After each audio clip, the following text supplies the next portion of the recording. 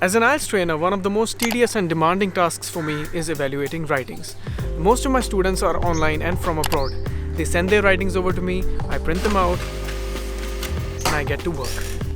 Now, I like to think of myself as an extremely critical evaluator. Nothing really escapes my eye, so naturally I've come across many kinds of mistakes while evaluating these writings. Now, there are some mistakes that are unique to particular students, and these are rather easy to correct. But then, there are mistakes that are very common and recurring, and these are the kind of mistakes that make me work very hard on the candidates to make sure that these mistakes are not repeated. So this morning I was evaluating a couple of essays, and it got me thinking that it's a good idea to make another Fiery 5 episode. So in this episode, I wish to talk about 5 most common mistakes that the candidates make in their IELTS writings. Now again, these are not the only 5 mistakes that I've observed, but these are the ones that deserve immediate attention. Also, some of these mistakes are also observed in IELTS speakings as well. Let's get to it then. Oh, and if you find these videos interesting and informative, please take a moment to subscribe. It really motivates me to work harder and deliver fun content for you. Let's get to it then. Okay, so the first mistake, and actually the most common one, is the usage of one-off. You see, the problem is not with one-off, but what comes after one-off. For instance, one of my friend is in Canada. Did you spot the mistake? One of my friend is in Canada. It sounds perfectly right, doesn't it? No, it's absolutely wrong. The correct sentence is one of my friends is in Canada. When you say one of, it automatically means one of several. Always, trust me, believe me on this. Please don't make this mistake. It's very common and it's very hard to rectify, but I'm on a mission and it is one of my goals to rectify this mistake and make sure that it's not repeated. One of my goals. Let's take a deeper look at this. This is India. This is Canada. This is me.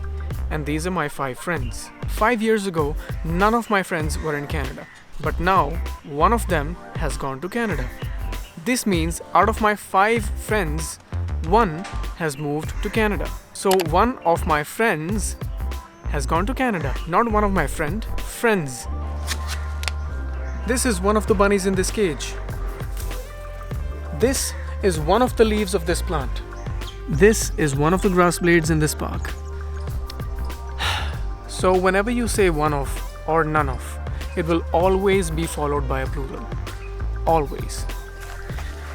Mistake number 2.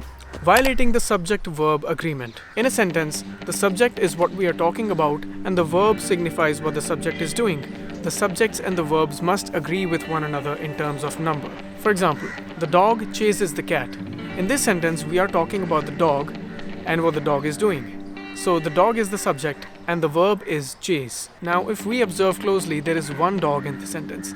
So the verb changes itself from chase to chases. If there were multiple dogs in this sentence, the verb chase would remain the same. To simplify it further, just remember this. If the subject is singular, the verb will have an S. If the subject does not have an S, the verb will have an S. That is why the dog chases the cat.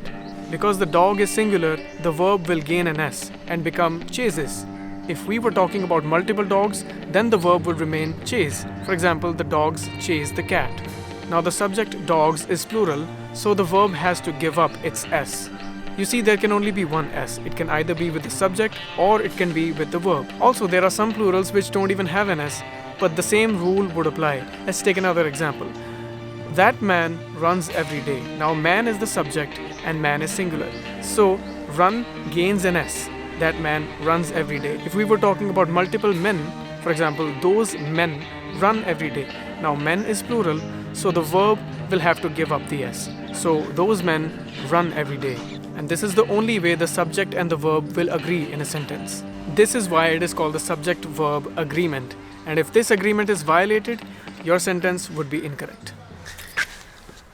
Another very common mistake is the usage of personal pronouns, especially these ones. You cannot use personal pronouns in your writings, but there are 3 exceptions. You can use them in the introduction of your essay, you can use them in the conclusion of your essay, and you can use them in the letters if you're a general IELTS candidate.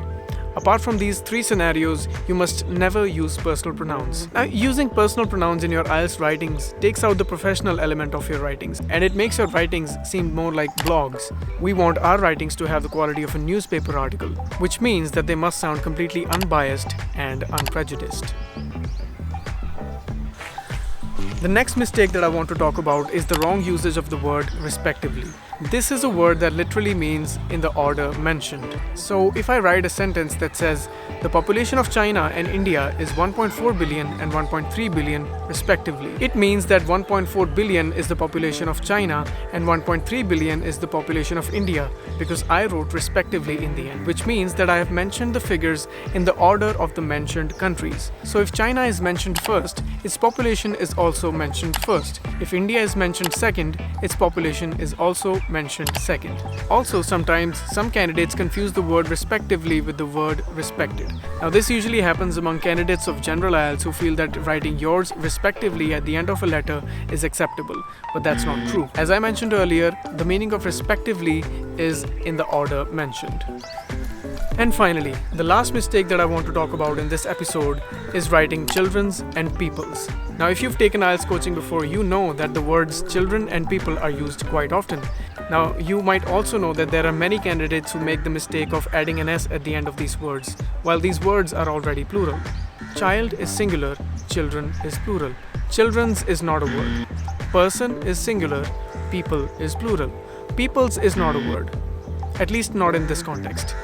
The word peoples is only used when we are supposed to talk about people of different cultures, ethnicities, countries, etc. For example, the peoples of the world must unite to tackle the problem of climate change. What this sentence is trying to say is that people from all over the world, from different cultures, religions, countries, etc., must all come together to tackle the problem of climate change. Only in such situations we can use the word peoples. In all the other situations, people is the word to be used. Person is singular and its plural is people. Thank you so much for watching this episode. I had a lot of fun making it, and if you had fun watching it, please subscribe. I'll see you all next week. Until then, stay inspired and have a lovely day. Bye-bye.